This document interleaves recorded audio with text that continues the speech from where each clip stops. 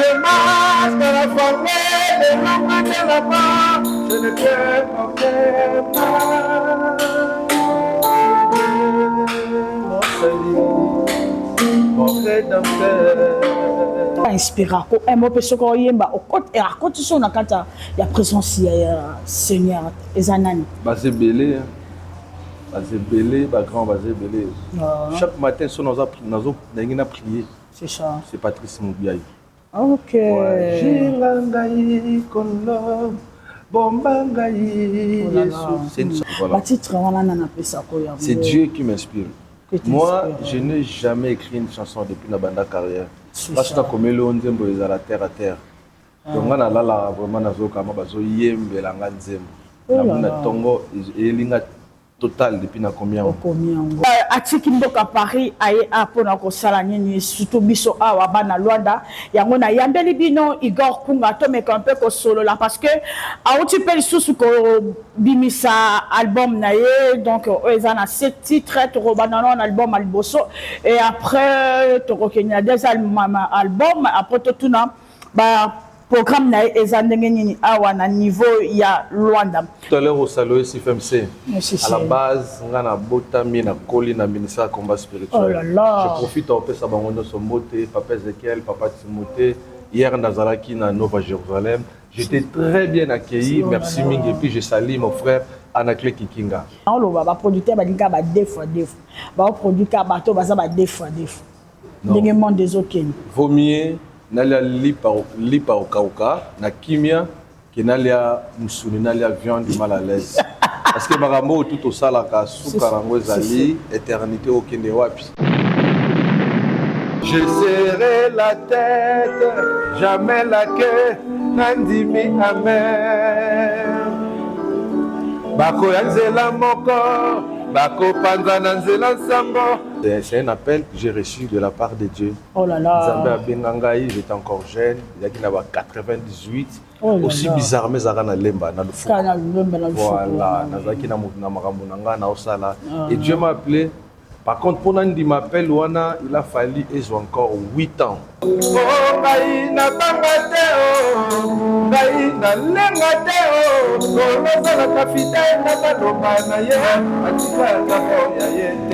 Tu penses qu'il y a Otika Mukilika Ndengola facilement. Biso Zafiki Nango, Lemba Zawana, Naba Chaleur Nango. Otika Mukilo, comment on semble les aka facilement.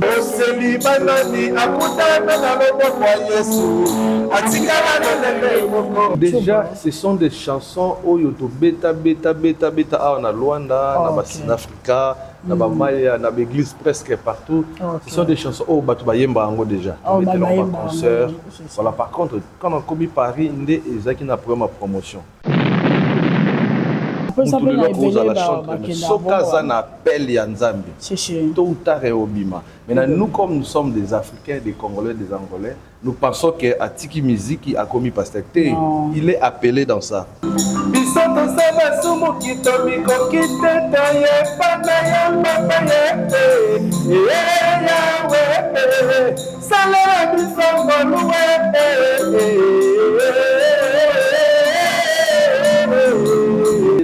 Le pasteur Harry Papa liboso ya kiti na yo na ekosopa motema na tu vois tous on va faire rebelle zande mon hôtel koyemba hier là qui na prière il y a notre frère c'est oncle parce que oncle ami na ngai Thomas Lokofe Yahweh yokano sambo nanga lisungi ya moto neke vanité Yahweh yokangai tapolela. Comme ça, succès zaka éphémère, succès moté zaka éternel. Seule personne a régnera éternellement comme on est Jésus-Christ. Oh là là. Succès za le la ballon d'or, tu vois, la ballon d'or le roi pema. A to bateli ngonde nini suka suka etoboka. Nzembongo eboza nzembongo ozo regretter likamoko ozo senga repentance, c'est pourquoi tu as dans ma vie, c'est toi, Seigneur. Tu es Dieu, mon salut, mon rédempteur. Dans ma vie, c'est toi, Seigneur. Dans ma vie, c'est toi, Seigneur. Oh, tu es Dieu, mon salut. Outina mokili, oyena makambo kibonzambe, nazaki na mwa lar na ngai mwa kare ezalaki. Etango ye, nzambe mena bandi kotaye ngai, bandi traverser ba désert. Et c'est pendant dans un moment difficile où j'avais tout perdu. Oh là là, c'est comme ça que non les lana kende suwa kolukal sungi. Sakindo ki vale kulusuma, me mama Yesu vomate luka, vomasukula timamieto. Si ça.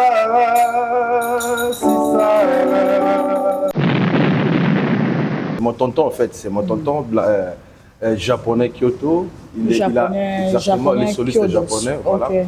Mais soliste, on a autre chose. Ben, je sais pas, moi, c'est un directeur artistique. Un directeur artistique, moi, on a comme un poteau. Tout au début, je me suis dit, il faut que ta prière. Et pendant que je priais, Dieu m'a dit, Psaume 91. C'est lui qui demeure sous l'abri des Très-Hauts, repose à l'ombre des Tout-Puissants. On repère sur deux témoignages. Notre frère Hervé Gola, après avoir traversé un moment difficile, à Bimi prison, à reconnaître Dieu, à Kéoluka, église, à Yembi. Notre maman aussi, Mbiliabel, après avoir passé un moment d'accident, à quelle église, on n'a pas empêché de chanter. Tu vois ce que je veux dire? À Yembi, l'église, on a vu à la télé, toi et moi, notre papa, Nolingia Mamakata, a obéi ta guitare et frère Patrice Azoyemba. C'est son frère. Hein? Voilà, c'est son frère. Et moi aussi, j'ai la chance, parce qu'il y a une famille, dans un grand musicien. Okay. Moi, je suis le neveu de Manoa Kwaku Pepe Feli. Il est né au musicien mondain, mais il est musicien guitariste. Seigneur, je suis sur mon poste, je me tiens sur la tour, je vais voir ce que tu me dirais, ce que je répondrai. Mon désir le plus ardent, c'est de demeurer dans tes familles.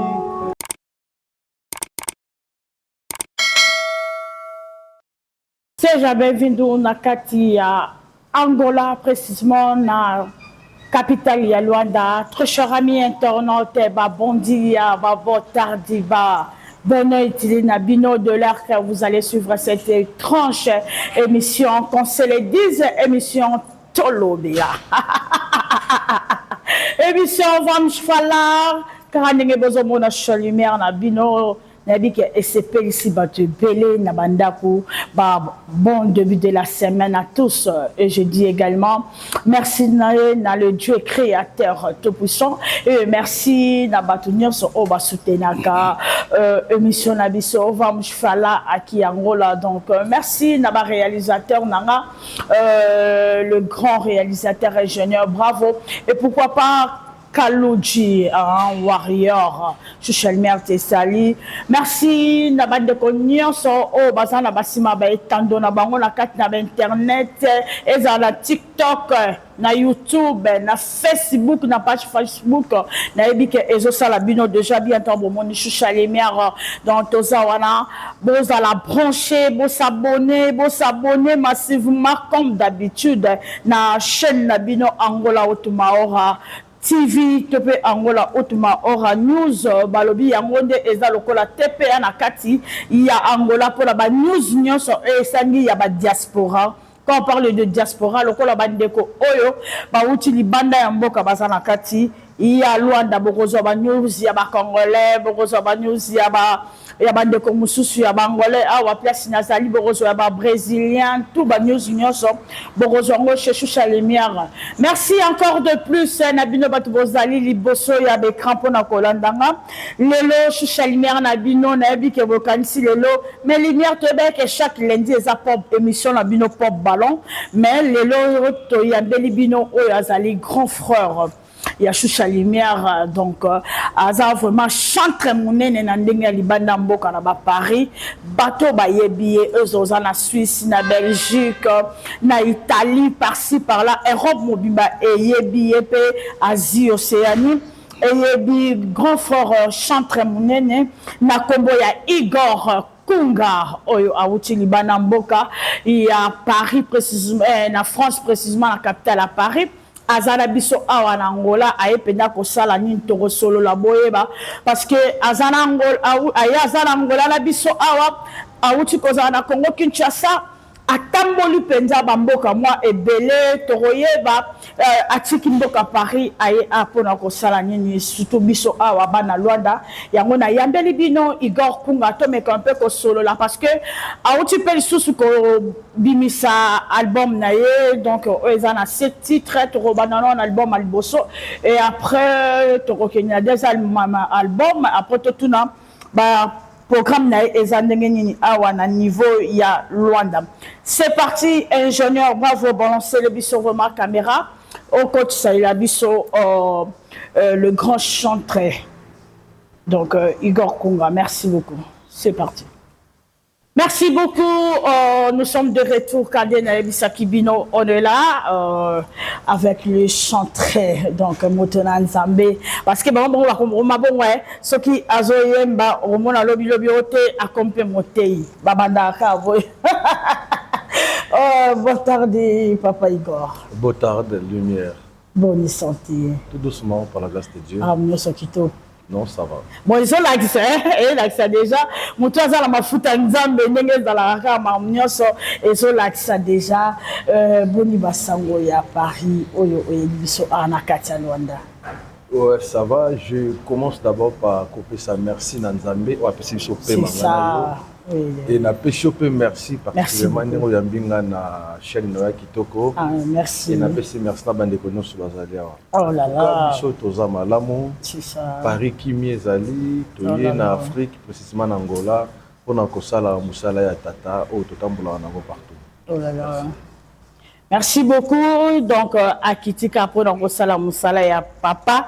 Oyo atindaki bango. On toujours rappeler bino que à sa chantre munene yamboka di banda mais alingi pe akoma ko beta awa pe na Afrique yango na yambi poto meka ko solo la na ye na ntoro banda liboso na oyo ezalaki premier album na ye talaka mwana liboso oyo aye ko bota deuxième ya mibale mais to meka un peu ko beta li solo mwana liboso pe to meka un peu to solo la na ye parce que ezoleke la batu ko mona ke mobali kitoko ebele bakoma koyembela bango musique profane atali kitoko na ye ayebi ke na sima kitoko na ko gagner mambe belé mais comme mona mobali kitoko lokola Igor Kunga ayembela Nzambe to ngato solo moi muke inspiration na e utaki wapi. D'abord na ngina rectifier moi muke ngana ye ko beta musique na Angola te mais na songi nde na Angola o songi na mboka no parce que na uta Luanda na kenda poto. Oh là là oui. C'est un peu ça. Ok. Tu me dis un peu, tu as inspiration, topé, koye Nzambe idewana et utaki wa komona mwana mobali kitoko lokola yo boye. Belé ya ba âge na yo, bazo kenya ba koye mbela ba musique profane na sala rata interprétation parce que kitoko nangeza na sima makambo wana ba simbongo pondé ba balobara musique religieuse to musique Nzambe za rapena na mbongo mingi te par rapport musique profane. Maintenant inspiration to idée wana et utawa pour au servir Seigneur. Alors, pour servir Seigneur, c'était pas par idée mot quelconque conçu par moi-même. Par contre, c'est un appel que j'ai reçu de la part de Dieu. Oh là là. Nzambe Bengangaï, j'étais encore jeune, il y a 98. Aussi bizarre, mais Zara na lemba na le fou. Voilà, Nazaki na makambo nanga na osala. Et Dieu m'a appelé.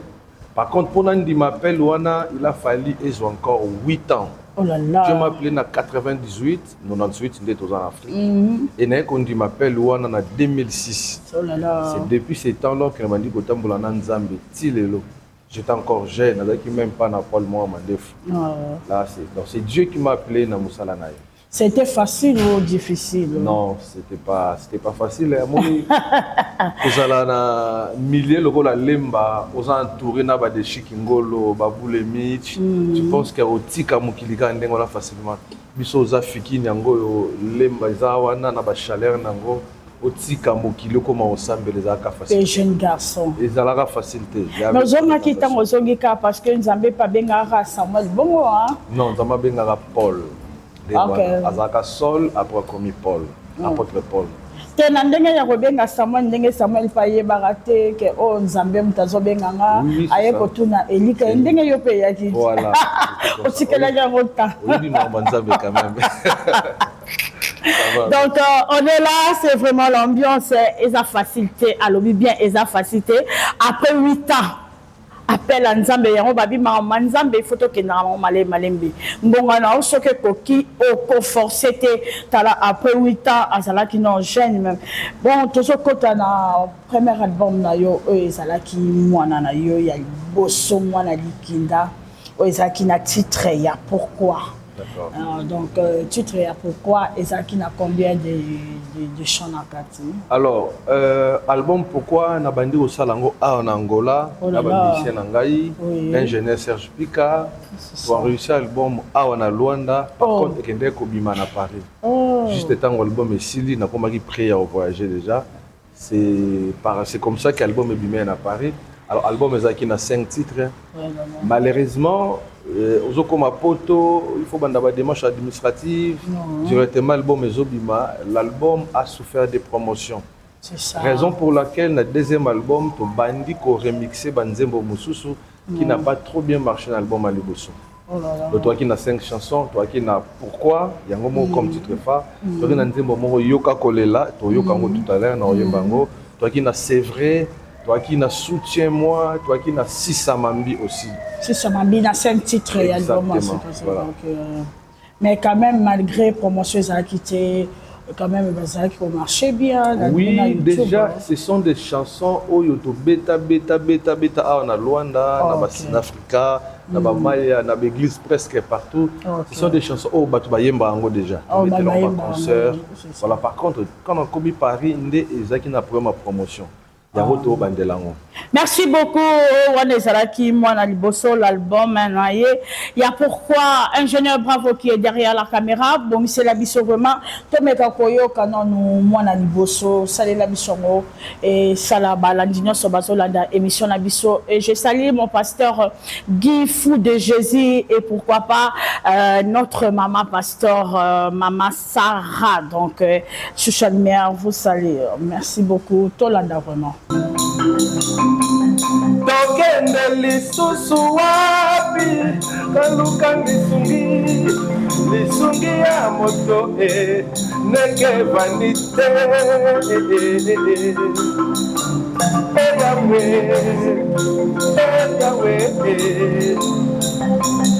biso tosaba sumu kitomiko kiteta yepana ya papa eyawe salela bisongoluwe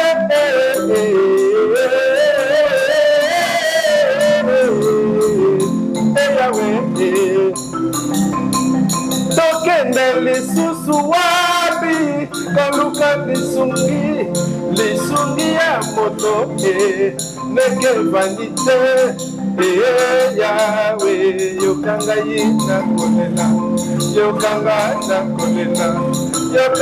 na kolela yaya eyawe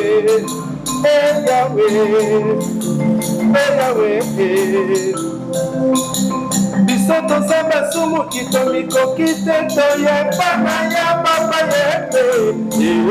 yawe salela kunga ngoluwe eyawe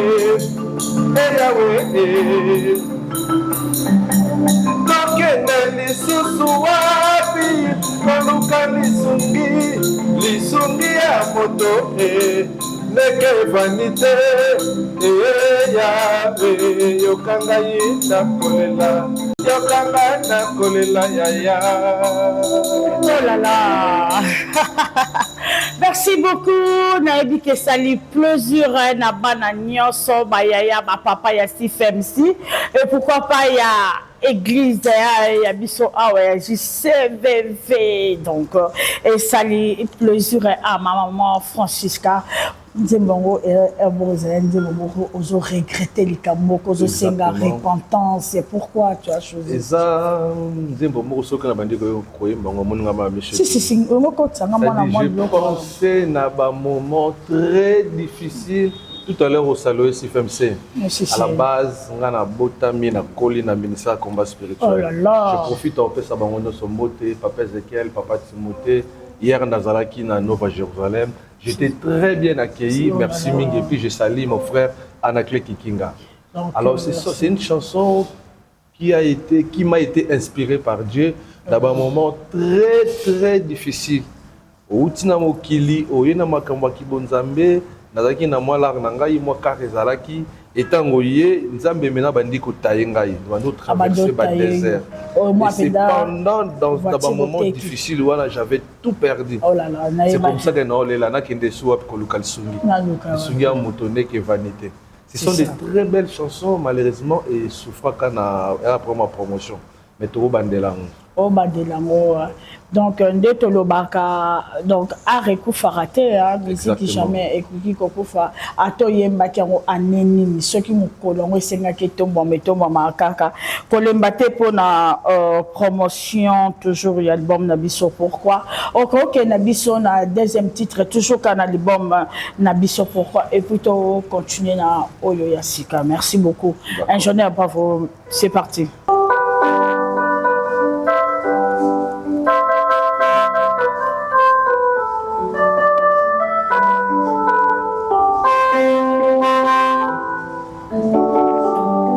Si samambi fane kulusu Mengoma Yesu vomatenguka Vomasukula timametope Si samambi fane kulusu Mengoma Yesu vomatenguka Vomasukula timametope Si sakindoki vale kulusu mama Mengama Yesu vomateruka Vomasukula timamieto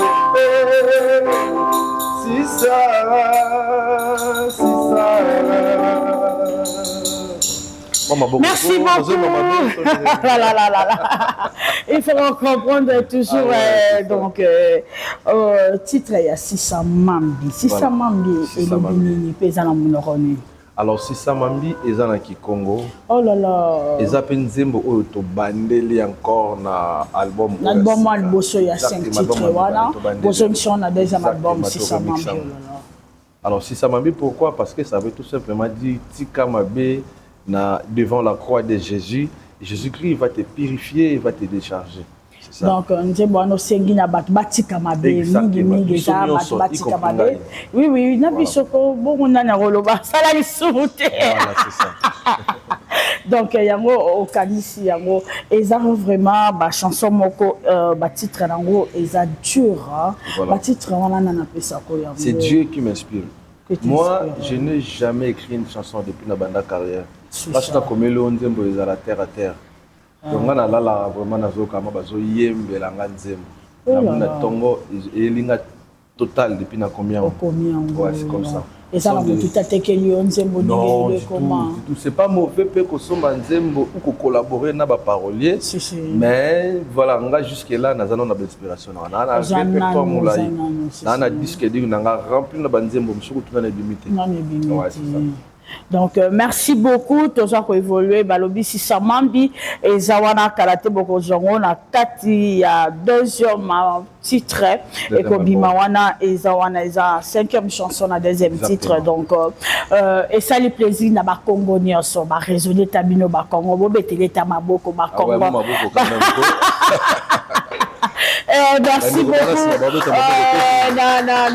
Papa Mamsi Julisma, donc espace un beau cadre. Donc merci à toi et je dis également merci à ma maman chérie Francisca Boussana, Napesio Bambote, maman pasteur. Je salue à toute ma famille, Igesingi, États-Unis, Medosingi, donc Bastoube, à mon fils Manassé Bokonga, donc Yabaleki et à Francisca La Beauté, Francisca des Manches, je me rappelle sur Beauté. Toujours quand on a deuxième titre, il y a deuxième album, il y a Papa Nabiso, Igor Kunga, Naibisa Kibino déjà, Toyambeli Bino de Kodabiso, Azalaka Awa, Makamnya Swabandaki, Arnabatu peut-être Bakoti émission Sikoyo, Azalaka Awa, Kei Mboka Mindele, na pièce Kei, que se produire à BBC album, il y a Liboso, il y a Mi Balé, il y a Wazogi toujours Namboka Nae, Abimaki de partout, il y a Roto, il y a Bipoto Solo Nae par rapport, il y a l'album Nyosona Liboso, il y a Mi Balé, to continue deuxième album, Oyo titre Nangoza, Deméré, pourquoi? Oh, Deméré na présence en Zambé, na bateau yo baza désespéré, comment? Non, Deméré, comme j'avais dit tout à l'heure, il n'a comme un Nzemboté. Mais Dieu m'inspire des chansons. Alors, quand on a commencé poto, tout au début, je me suis dit, il faut que ta prière. Et pendant que je priais, Dieu m'a dit, Psaume 91, c'est lui qui demeure sous l'abri des Très-Hauts, repose à l'ombre des Tout-Puissants. Pourquoi on fait ce passage? Dieu me dit, ta vie en Europe, il faut demeurer. Donc c'est Dieu qui m'a imposé. Témoignant. Et on attend pour tout. Oui, témoignant na lingango mingi na Psaume 91. Exactement. Ouais, c'est ça. Okay. Donc yango ça dit que au demeurer na katia présence en Zambé, donc balobi il faut demeurer na katia présence en Zambé parce que tout le monde a ba makambo zo la bisoa du genre que moi ba crise moi nini ozo kokate mon Dieu au CD kaka mais balobi le chanteur Igor habito demeurer toujours. En tout cas vraiment bon consommer pendant album que ça la plaisir et ça déjà wana na ba plateforme nyonso à expliquer bino na titre la biso demeurer est-ce que conseil la biso moko moko ba il faut pas consommer yo hein après il faut pas comprendre banzembo nini o eza sur le marché boba que qu'on na YouTube et que ça la bien OK de la biso na deuxième titre na titre la biso demeurer na quatre deuxième album. Alors tout à l'heure je profite en même temps pour nous signaler bandeko. Abonnez-vous sur notre chaîne YouTube Igor Kunga, na TikTok, na Facebook, tous allez Leader Kunga. Donc juste pour nous aider biso na évangélisation, partager nos chansons. Banze Moza Kitoko Boyo Kango, merci. On va chanter Deméré.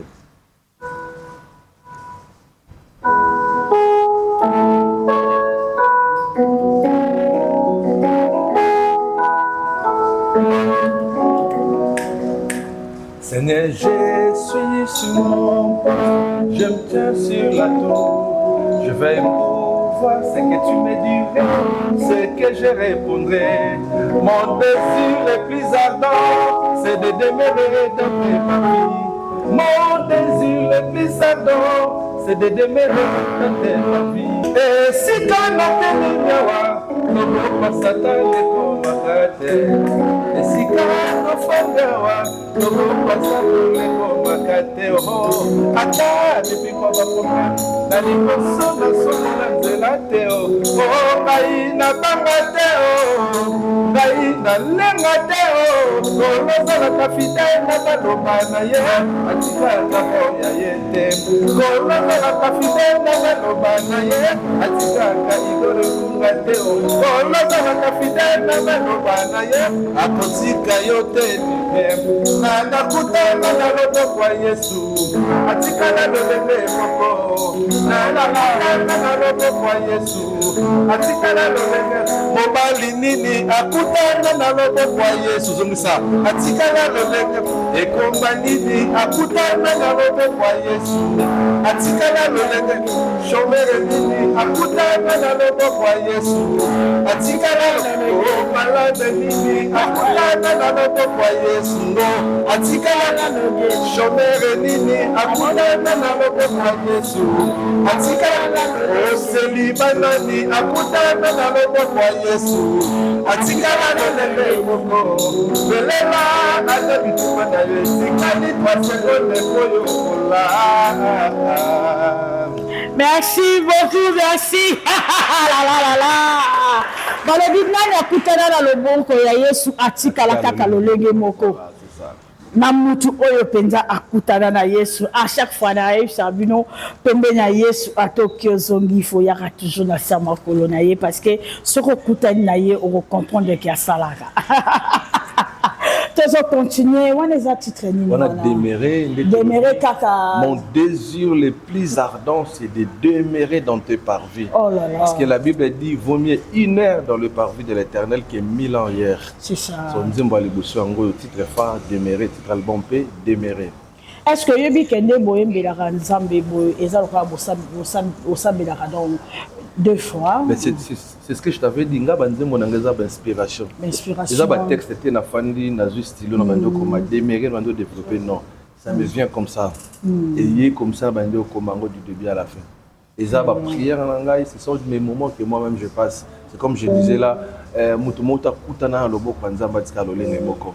Donc chômeur nyonso so kutana loboko nzamba otika la chômeur te. Et combat malade nanani so kutana loboko nzambe otika lolenge moko. Et puis tu lobi belela nzambe atetikali 2 secondes pourquoi belela est Dieu capable de tout. Est-ce que il y a des fois pendenge boye mbaka bongo boye bozo pesa message ba message wana nde ba pasteur balobela ka biso na mateya mais yo bozo yela biso ngo na nzembo et vanda ka pe un moko olobake un jour ngai na kosalela nzambe na ndenge ke na koma ko prêcher parole ya nzambe na tika ko yemba ou bien na ozana oyemba na zoteya pe ndenge lelo moizimbi ya ko ba osala et la kao erreur moko bato belé bosalaka, excusez-moi, na mélanger. Vous pensez que musicien a comme prédicateur comme pasteur? Non, c'est faux, c'est faux. C'est faux. Mutakomara raté même mutabotama. Est-ce que vous que moi na yo azamo sto mobile? Aza baza moko moi na bana mibale deux filles, Cotinel Konga na Yatinel Konga. So tali bango lelo au mona ba poitrine na bango za vide. Parce que baza na 7 ans na 4 ans. Cotinel a 7 ans, Yatinel a 4 ans. Cela ne veut pas dire que bazala na ba poitrine te. C'est ça. Tu vois ce que je veux dire? Tant que âge nango ekoka, moment nango ekoka, automatiquement ba forcer te ba diminuer. Exactement, c'est comme ça ça fonctionne en marambo nzambe. Non, peut ça peut la Sokaza na appel ya nzambe. C'est sûr. Tôt ou tard et obima. Maintenant nous comme nous sommes des Africains, des Congolais, des Angolais, nous pensons que Atiki Musique a commis pasteur. Il est appelé dans ça. Et koki sa mindita nango koki. Comme ça, quoi. Mais ça pas arrivé donc réponse au PC donc le biso que c'est namaki au repos. Ça ne dépend pas de moi, ça dépend de Dieu. Mais quand je chante, je prêche. Là, nous prêchons, nous évangélisons. Voilà, c'est ça. Ça dépend pas de moi, ça dépend de Dieu. Et puis voilà. Mais il y a aussi des gens on va forcer à saler en gros pour na libumunae. Tu vois ce que je veux dire? Mais il y a des gens qui sont appelés dans ça. Tôt ou tard, bato ba benga bomba Jonas. Ata Kimi Aketarsi, c'est suka. A se retrouver quand na Ninive. C'est ça. Mbisi o melayo kaka. Ato Kimi oboy suka bare na o melayo. O se retrouver quand na chemin wana. Maintenant tant on zotala bandeko no o bazoyemba ba sereni c'est ozotala ba deningonde otali pe un monde nge ba akizaka bango. Et ça la kondenge nini? La Bible dit tozana accusateur à munene déjà. On va bien engager Satan le diable. Oui oui. Au mata, au kita, tu vas tomber dans ça. On va accuser au caca. La Bible dit comme ce grand prêtre Josué a télémé devant Dieu. Et diable les a accusés, bilamba les a salité. Au biso, au mata, au kita, tu vas toujours tomber dans ça parce que c'est tout biso africain. Yo mutule siko zalaka ka focus na musala na on appelle na yo c'est mon combat. Nana ngazaka soko azoyemba yo moko za chanter molo baraté. En tout cas ngapenda ifona koma lokola ye na ba vie na yo na bato peut-être ba banda musali bosono o inspira ko un mot soko yemba o côté à côté son na kata ya présence ya Seigneur ezanani. Basé belé. Basé belé, ba grand basé belé. Chaque matin son nous a prié. C'est ça. C'est Patrice Moubiaï. OK.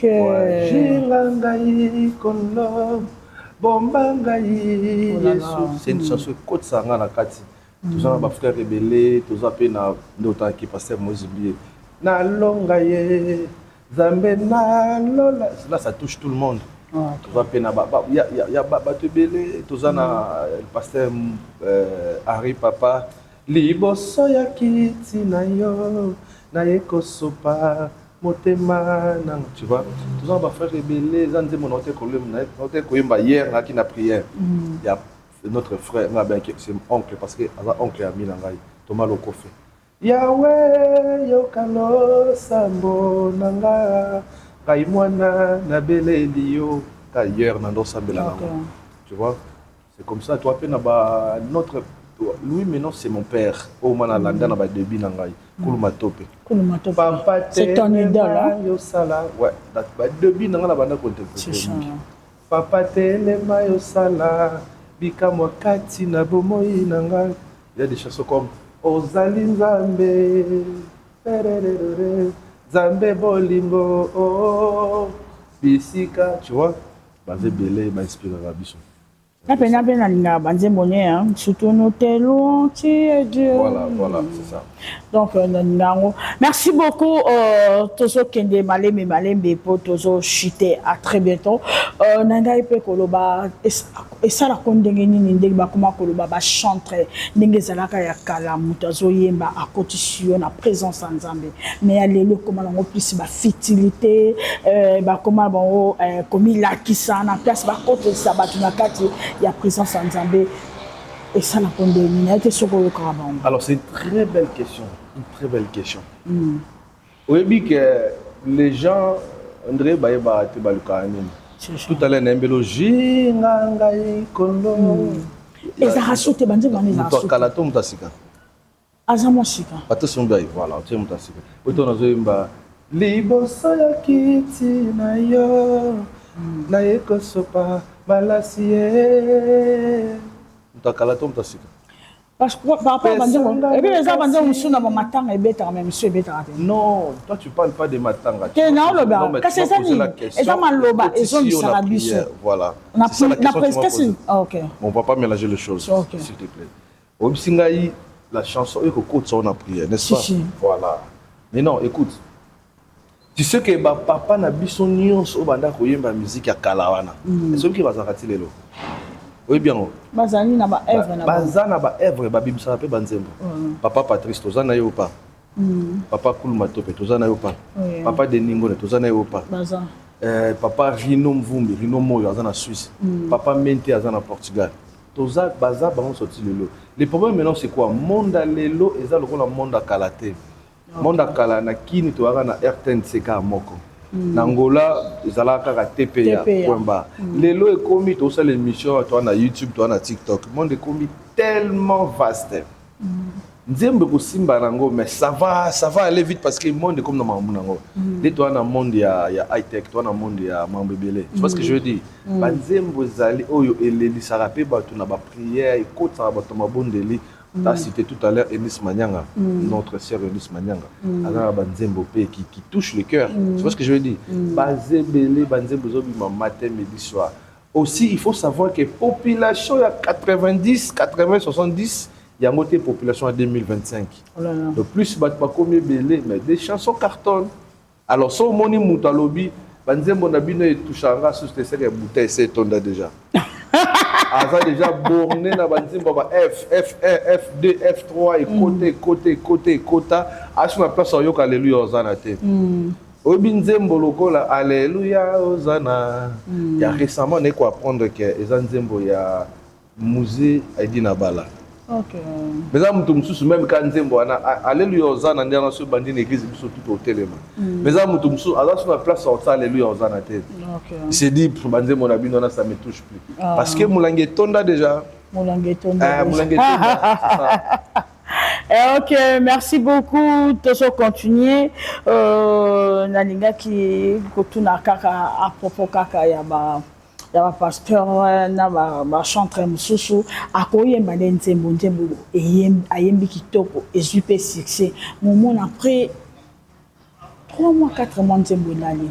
Donc les gars bande comme ça profane basala. Succès mon mais pour toujours. Par rapport il y a bande comme ça kala ti l'autre zone là. Obi biso na kala. Ezalaka nzembo ya missia mokilebimi quand j'étais encore païen. Okangi na nzembo na ye na mabanga na batelelele ba guitare ndenge beti. Mais yo mo ozalelo beso na tuni o missia mo mokili XY beta ba nzembo ne o rotanga ngote. Oxatan suka na moko, n'est-ce pas? C'est comme ça, succès zaka éphémère, succès monté zaka éternel. Seule personne a régnera éternellement comme on est Jésus-Christ. Oh là là. Succès za le la ballon d'or, tu vois, la ballon d'or boy, le roi pema. A to bateli ngonde ni suka suka etoboka. Et loko oyo ici la raté, oyo za éternel. Muto asi la raté plutôt, oyo za éternel comme on est Jésus-Christ. Il y a si la raté. Mon succès lelo, il y a le roi succès pas kalaté. Récemment, à Bimara na TV où tu es filmé, en tout cas, oui, bien. Et ça a succès mondial, mais 2 mois, 3 mois. C'est ce qu'on dit chrétien, on a le banze bon abine où me la raté, n'est-ce pas non? Ça n'est pas parce que le monde est comme vaste, maman.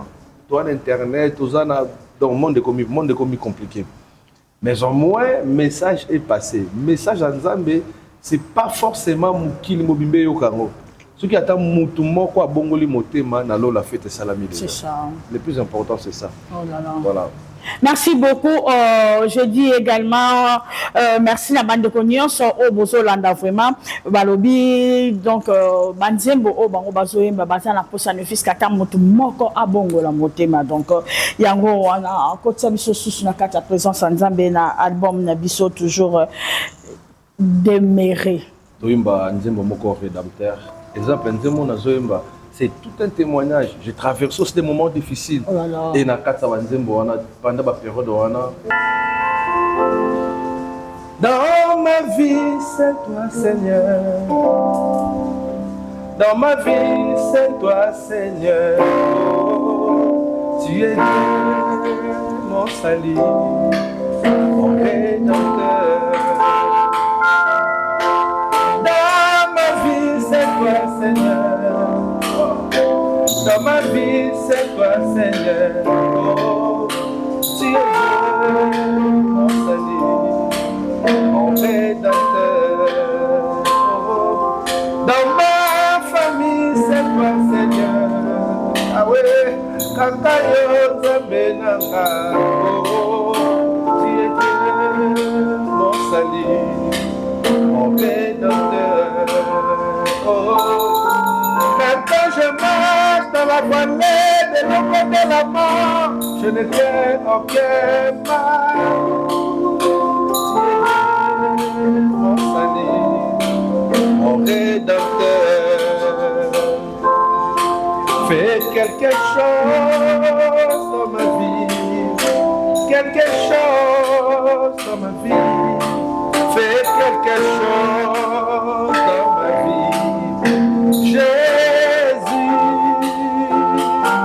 fais quelque chose dans ma vie, quelque chose dans ma vie, fais quelque chose dans ma vie, Jésus.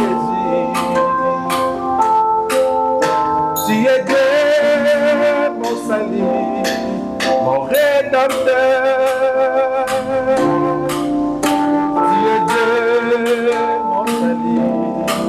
Mon rédempteur, oh,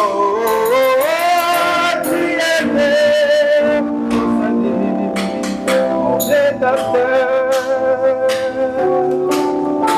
tu es Dieu, mon salut, mon rédempteur. Encore écoutez, dans ma vie c'est toi Seigneur, dans ma vie c'est toi Seigneur, oh.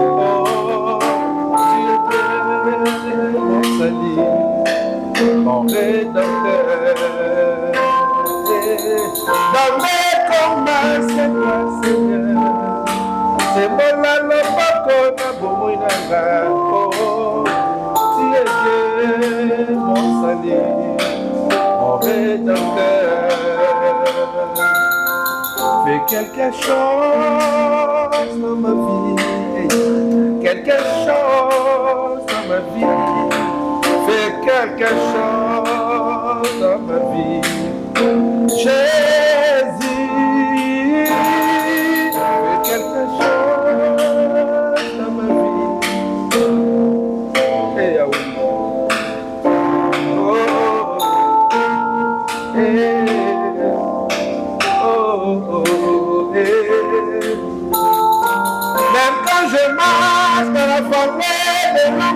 pas, je ne t'aime pas.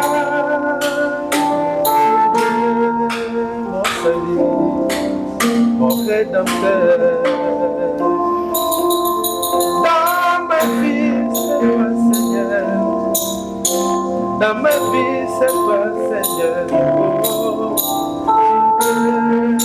Mon salut, mon rédempteur. Merci, merci, merci. La la la la.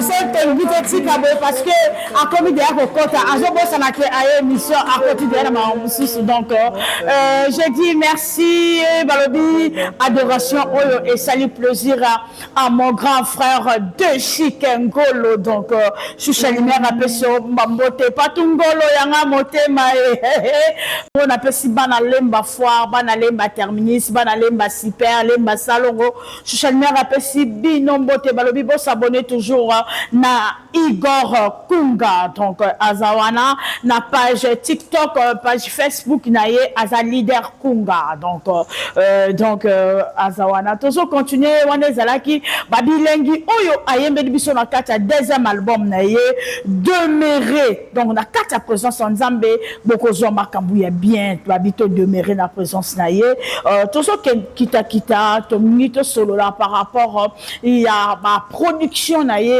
oyo a Uteli penda Angola ayaki auti poto ayaki pona ba production ayaki pe pona kosala ezaki marketing ya album na ye donc to solo la marketing ekendengeni au kotiko tchonga ba chaîne banda Congo Kinshasa. Ouais, to sali pas mal de choses na Congo Kinshasa. Aussi j'ai souligné avato lobela to avancer na kin j'ai profité en même temps to sali remix ya Nzembo o na lobaki au début si Samambi. Et la 5e chanson et mon album Nabiso. Si Samambi n'a invité pas mal de personnes dans Nzembo. J'ai invité des grands il y a musique congolaise. Exactement. Mokoto Yembi Naye, Mokoto Beti Naye. Alors to Beti na un grand directeur artistique il y a Congo. Et quand je dis un grand, c'est un grand accompagné à niveau artistique dans le studio. Il a fait des interventions à la guitare qui s'appelle Monsieur, c'est mon tonton en fait, c'est mon tonton japonais Kyoto. Il a exactement les solistes japonais. Voilà. Okay. Mais soliste tu as ben, je sais pas, moi c'est un directeur artistique. Un directeur artistique, moi il faut que vous rabino bateau la nzambe romanité et alors musique parce que japonais on a dit que tu as la coffee hein. Attends, je t'explique maman. Vous mélangez les choses deux fois. Comment soliste mutambona nani kakola kene ko bete la frère Patrice monande bagangara à la base moi je ne suis pas musicien. Moi, je suis chanteur, chanteur. Okay. Maintenant, il y a une différence entre la musique, entre les musiciens et les chanteurs. Tu vois? Différence et voilà, c'est une très bonne question. Okay. La musique, par définition, c'est l'art de combiner les sons d'une manière agréable à l'oreille. On dit, on a piano, toi, on a MC Mangenda Star. Soit fini, do na piano na ye. Bon, je peux pianiste, Moussou Soya, a fini do, ils ont la même do.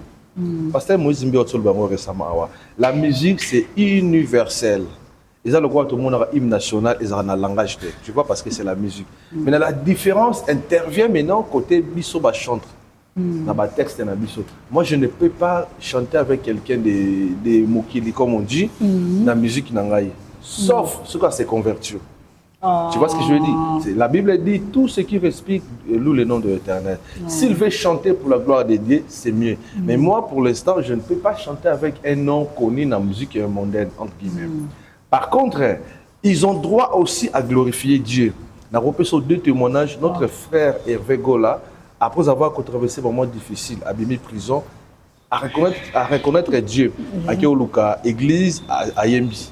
Notre maman aussi, Mbiliabel, après avoir passé un moment d'accident, à quelle église, on n'a pas empêché de chanter. Tu vois ce que je veux dire? À Yembi, l'église, on a vu à la télé, toi et moi, notre papa, Nolinga Mamakata, a obéi ta guitare et frère Patrice Azoyemba. C'est son frère. Hein? Voilà, c'est son frère. Et moi aussi, j'ai la chance, parce qu'il y a une famille, dans un grand musicien. Okay. Moi, je suis le neveu de Manoa Kouakou Pepe Feli. Il est né dans le musicien mondain, mais il est musicien guitariste. Alors, à chaque fois, si on a besoin artistiquement, conseil artistique, je commence par des grands. Déjà, dans ma maison, dans ma famille, normalement, c'était prévu, il a intervenu dans Nzembango. Il m'a dit non, je n'aurai pas le temps, je vais comme en Afrique, je vais te recommander un enfant parmi mes enfants, donc moi, en Aïe. Donc, japonais, c'est mon tonton. Vous voyez ce que je veux dire? Japonais, c'est mon tonton, donc il est directeur artistique. C'est comme si il y a un professeur qui travaille là, tout simplement.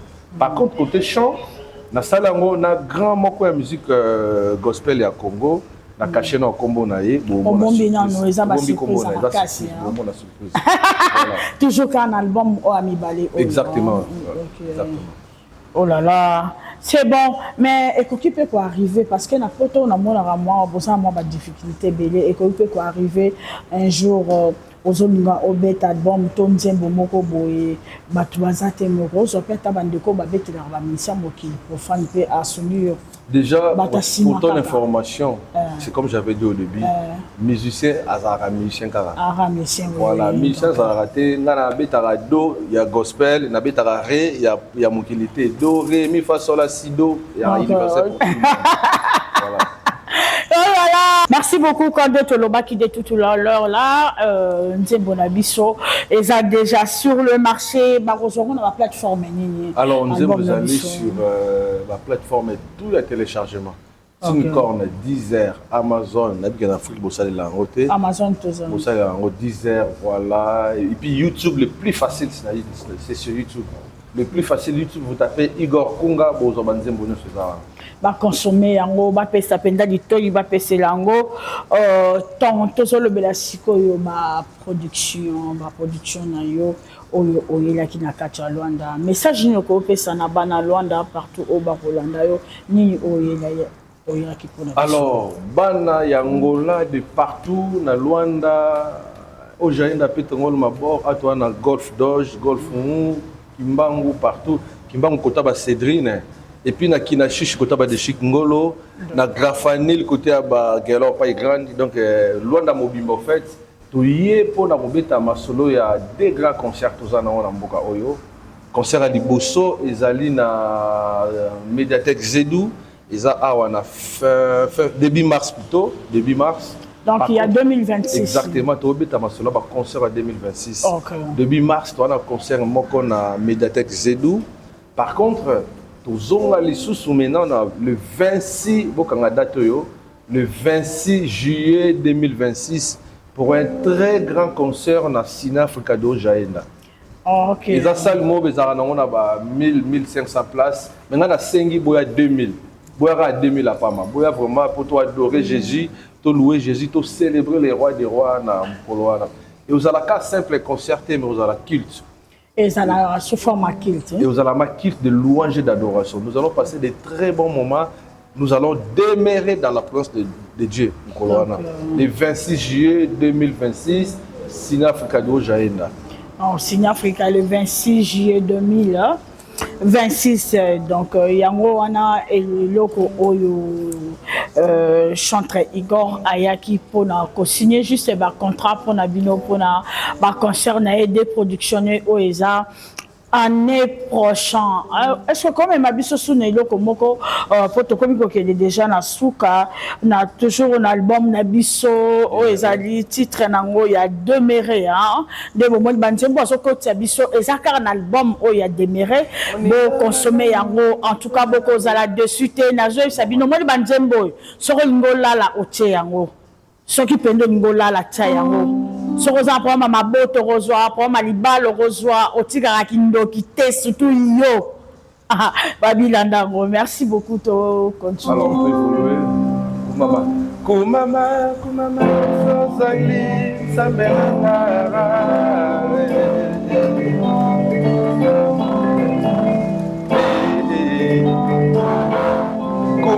kumama yeso zali sambelanga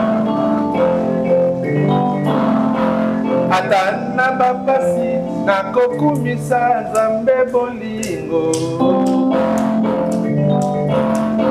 atana kosamba nakokumisa nzambe bolingo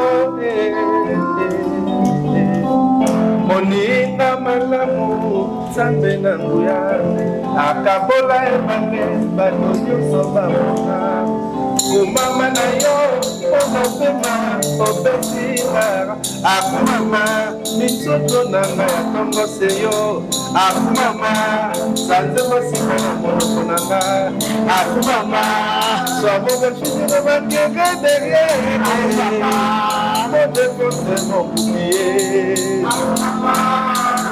moi de surprise désagréable ebikitisa na bolingo na motema na nga kokisa posa ya motema na nga kokisa posa ya motema ya lumière kokisa posa ya motema ya mange kokisa posa ya motema ya pati kokisa posa ya motema ya deshik kokisa posa ya motema ya cedrine kokisa posa ya motema ya loka kokisa posa ya motema ya gelo kokisa posa ya motema ya goro famobekesene matere derrière mon défaut c'est mon bouclier loin de moi des surprises désagréables onzoto na ngai ya tongo seyo lolinga malamu nzambe na nguya akabola ebange bato nyonso.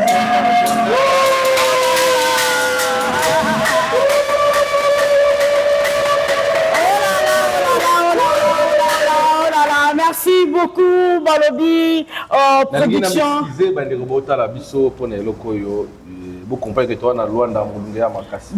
Donc merci et salut plaisir na bande konyoso o balingaka toujours kozana kata présence en Zambé Balobi bongisa bongisa pembe dans Zambé Balobi to bongisa Balobi ba belle chanson ezana kata album na biso oyo ezana titre ya demeurer nazo insister na bi pourquoi nazo ko insister les bino bo consommer yango maman ozana ba problème parce que ba poto bazana ba kondi ya stress ya ba problème zobo j'attends ya kolanda vraiment album kitoko pe bana ya Angola bozala déjà préparé pour notre concert na biso oza année prochaine boko sepela na bi que M6 na vitesse a robeta pe espace na beau cadre M6 na décembre est-ce que c'est possible na décembre beta aux Senanga production Biro Zali photo solo c'est pas mal l'espace kitoko bobe ya VIP yo to robet sanga oh ezangi na robet na décembre on se fait ça la bien alors officiellement toi non ça moi alors c'est pour robet sanga le 24 décembre mon nene et ça la bien na présence là na Nzambe dans baya ko kumisa Nzambe badina bayemba ekozala toujours le kumu ya Nzambe songa pe na bétisio yo ebi Nzamba robombela nga na ebite hela na cadre sol en même temps tout beau solidarité lemba foi solidarité lemba foi tozawa lumière yeyo komola libosonga na tanga ngo te ça Nzamba zo tanga lo baromba susa oh là là Seigneur bravo. Merci beaucoup, Tokobiko Kene, vers la fin de notre mission. Merci, Nabal de Konyon, sur Oyo Balingara, émission Oyo, qu'on se le dise. Émission Femme Chfala, émission Labino Yango, na Kata Luanda, Awapa Nabiso, sans polémique, sans mafinga, Yango, Zomona, Social Mer, Alobari, dans les Rarabino. En Rapenda, dans les Rarabino. Donc, on est là, tous continuer, Kalate, tous Silsa, dans le chantre Igor. Quelles sont les difficultés au Yozokuta Nango par rapport à Makampe na musique au Kuta na on a deuxième difficulté ni Yozokuta na on a musique. Alors soutien Ezamukie, soutien Ezamukie, nous sapimo ce qu'on a longité. Nous avons besoin de soutien na bino vous tous qui nous suivez na chaîne ya lumière. Na pina Angola voilà exactement. Pour soutenir Bisso, moi c'est votre frère humble frère Igor Kunga. Si vous voulez nous contacter, vous contactez Bisso na plus 33 7 82 54 72 54 plus 33 7 82 54 72 54 ou alors tout simplement na ba réseaux sociaux bo contacter biso pour nous soutenir na sepeli mingi na appui na yo surtout côté mususu petite sœur côté mususu presse na sepeli émission kitoko na bandeko noso bazawa esalinga bien bo conseil ko sonner biso bo partager ba œuvre na biso totiki banzembo na ba radio ya ba kikolo de gauche à droite donc to continuer la promotion to zonga soki ça semaine prochaine pour continuer la promotion pour na musala tata titoko ma juillet 2000 le 26 juillet 2026 plutôt banzembo zala na ba téléphone na ba tout na banda ko ba tout consommer pour na gloire à Jésus-Christ. Merci. Merci beaucoup. Toujours clôturer tout comme Nasuka. Question où Yasuka vraiment ce que kozala. Na mona na sekina na question on a bangi nanu de mo lancer ba difficulté beaucoup tanango ba producteur bazate il faut pas consommer mais le ba producteur ba lingika ba deux fois na éviter ce qui le ba proposer yo na ba producteur hein, parce que non lo ba producteur ba lingika ba deux fois ba producteur ba to baza ba deux fois ndenge des okeni vaut mieux nalia lipa okauka na kimia que nalia musuni nalia viande mal à l'aise parce que makambo tout au salaka sukarango ezali éternité okende wapi aja osa makambo ne leka kala mamanga bando sambela mona mukie makambo ezoke yango ndezoke soki ebike oza mutu ya DG vitesse na bando sambela abenga ngo vitesse mokili ezobenga ngo vitesse on s'en fout de vitesse na bango biso ozaka na Yesu. Okay. Je profite en même temps pour saluer mon père Timothée Salazar et puis grand-père, le pasteur François Moutombo, voici l'homme. Donc, impossible pour nous. Ok. Voilà. Encore si femme si. Et la tissu mingi. Merci beaucoup. Tokobi Dabiso Nasuka, moi, je suis deux personnes. Hein, déjà, message. Alors, Mbota Liboso, je salue mon épouse, Madame Bozalo Ngonda Falon, à Paris, et mes deux enfants, mes deux filles, Kotnel Kunga, Yatinel Kunga, papa vous aime. Je salue Bandeko Bazana Biso, chef Emmanuel Mangenda, chef d'orchestre Azali, tonton de Chikingolo, mon frère, pas mon ami, c'est voilà. Patungolo, Boulemi, Chingolo, Solidarité Lembafwa, Torobagi déjà, Cédrine Tsokele, Jean Vissi, Orlando Dorcas Finez Azawana. Je salue la fondation Igor Kunga à Kinshasa. Dans la fondation, maman sa fondation, Peter Sesanga, Aminata, Carmel Mikondo, Saint-Théophile, Basilique, Congo Maël, Wazabang, Anzalankoyi, Monique, et puis tout le monde. Et puis je salue la fondation Pépé Tazi, la Pessibino Sombote, que Dieu vous bénisse. Merci beaucoup. Nous avons la fondation na Congo Kinshasa fondation les apona ba orphelin. Exactement. On finit ça wa pibo. Ils ont na Congo pas na Kinshasa. Na Congo kaka. Travers na Congo partout bazana. Ba benga ka numéro oyo belaki pona donc fondation c'est sous forme ONG non? ONG donc yango wana na Congo Kinshasa azape na fondation nae oyo azokanisa ba orphelin ba orpheline donc bo soutenir c'est une chose au pénal Zambazo linga babito contribuer à na bato bongo ipamboli ezalaka mingi nazo quitter déjà plateau na tikela ependa akende na biso na o ezalo de adoration amema biso penza na kata présence en Nzambe malgré to bi que émission mais émission peut to bi kisamati ndenge ingénieur bravo azana kala te bana mapasa donc ma kata émission kaka oyo avec Jésus merci na yemoko le chant très donc je suis mère appesio bambote belé mix de moi mix si que vous allez na pesio bambote et belé merci na bande konyoso na lobaki de début oyo bolingaka émission na bino vamos fala